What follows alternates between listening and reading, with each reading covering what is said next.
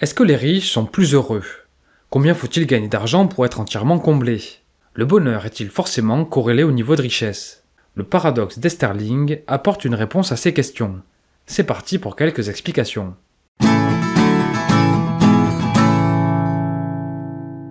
Le paradoxe d'Esterling stipule qu'il existe une faible corrélation entre l'augmentation du revenu national moyen et l'augmentation du bonheur moyen des citoyens une fois que leurs besoins de base sont satisfaits. En d'autres termes, plus de richesse n'induit pas forcément plus de bonheur.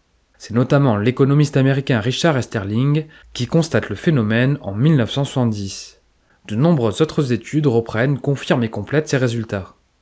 En 2010, Daniel Kahneman et Angus Deaton démontrent que le bien-être émotionnel augmente avec le revenu, mais seulement jusqu'à un revenu annuel d'environ 75 000 $. Au-delà de ce seuil, des augmentations supplémentaires n'ont plus beaucoup d'impact sur le bonheur au quotidien. En 2014, la London School of Economics examine les données de plusieurs pays et conclut que les facteurs comme la santé mentale et la qualité des relations sont des déterminants plus importants du bonheur que le revenu.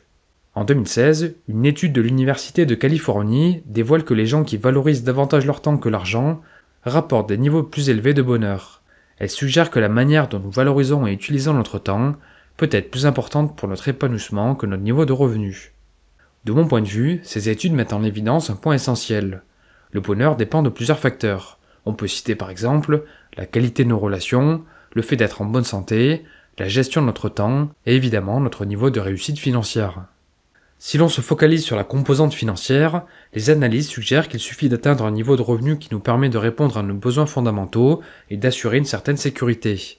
Car à partir du moment où l'on gagne aux alentours de 75 000 $ par an, les niveaux de bonheur et richesse semblent se décorréler.